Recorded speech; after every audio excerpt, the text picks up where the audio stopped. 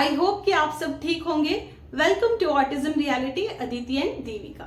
और आज मैं आपसे बात करूंगी ऑटिज्म के अर्ली सिम्टम्स क्या है, कैसे पता चलेगा कि बच्चे को ऑटिज्म है। इससे पहले अगर आप चैनल पर नए हैं तो प्लीज चैनल को सब्सक्राइब कर ले और बेल बटन को प्रेस करें ताकि वीडियो की पहली नोटिफिकेशन सबसे पहले आप तक पहुंचे।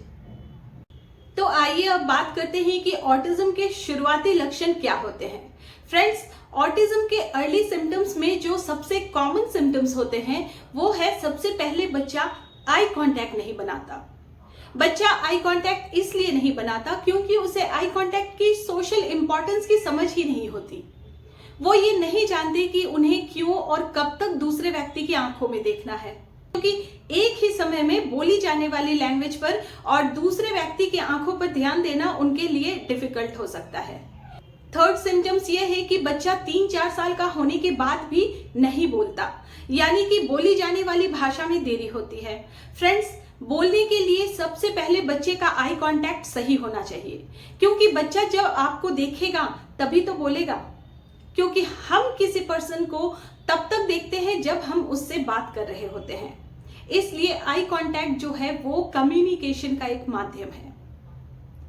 फोर्थ सिम्टम्स है, बच्चा अपने नाम पर रिस्पॉन्स नहीं करता। अगर बच्चा किसी टॉय से खेल रहा है, आप बच्चे का नाम लेकर पुकार रहे हैं तो भी बच्चा आपकी ओर नहीं देखेगा, वो अनदेखा कर देगा। बच्चा अपने खेल में ही बिजी रहेगा। फिफ्थ सिम्टम्स है पॉइंटी, यानी अगर बच्चे को ऑटिज्म है और बच्चे को कुछ चाहिए तो बच्चा उस ऑब्जेक्ट तक आपको लेकर जाएगा और आपका हाथ उस पर रखेगा। मान लो कि बच्चे को पानी चाहिए और बॉटल टेबल पर है, तो बच्चा बॉटल को दिखाकर पॉइंट नहीं करेगा, बल्कि आपको उस बॉटल तक लेकर जाएगा और आपका हाथ बॉटल पर रखेगा। सिक्स सिम्टम्स है सोशल इंटरेक्शन में कमी।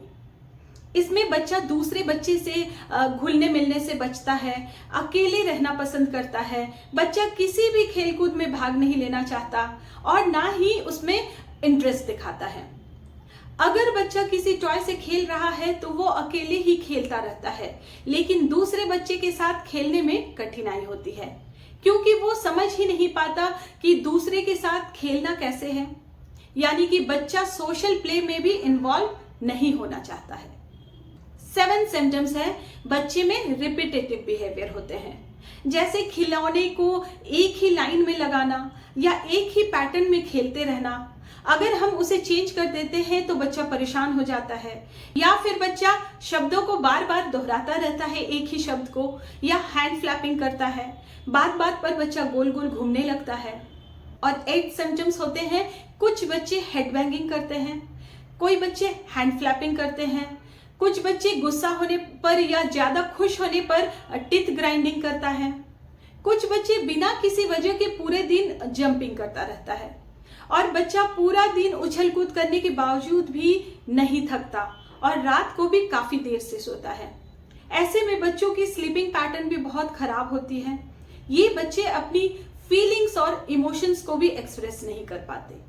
9 सिम्टम्स होते हैं, जब बच्चा 3-4 साल का हो जाता है तब भी टॉयलेट ट्रेंड नहीं होता, क्योंकि बच्चे को सेंसरी इश्यूज होती है और बच्चे की इंटरोसेप्शन सेंस प्रॉपर काम नहीं करती, जिसकी वजह से बच्चे को सूसू पॉटी आई है का भी एहसास नहीं होता है और बिना इंडिकेशन के ही वो सूसू और पॉटी कहीं भी कर देते हैं। 10 सिम्टम्स होता है कि ऑटिस्टिक बच्चों को चेंजेस पसंद नहीं होते हैं, वो अपने डेली रूटीन में चेंज पसंद नहीं करते। कुछ बच्चे अपने खाने में चेंज पसंद नहीं करते, वो रोज एक ही तरह का खाना पसंद करते हैं, और कुछ बच्चे अपने कपड़ों को लेकर चेंज पसंद नहीं करते। किसी भी तरह का परिवर्तन उनके लिए डिफिकल्ट होता है। और अगर हम बच्चे के खाने या कपड़े में चेंज करते हैं तो बच्चा जिद करने लगता है और उसका बिहेवियर ही चेंज हो जाता है। और वो सिर्फ खाने, कपड़े या टॉय तक सीमित नहीं रहता, बल्कि ऐसा कोई भी काम जो उसके डेली रूटीन से बाहर जाता है वो काम उसे डिफिकल्ट लगता है।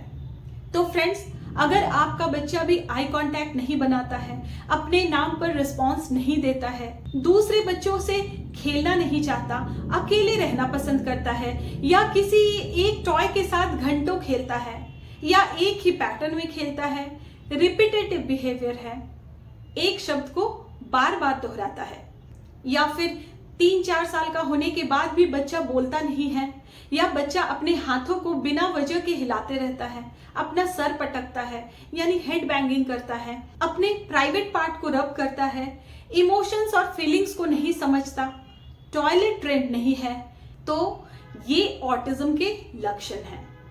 इस केस में आपको बच्चे को क्लिनिकल साइकोलॉजिस्ट से असेसमेंट करने की आवश्यकता होती है।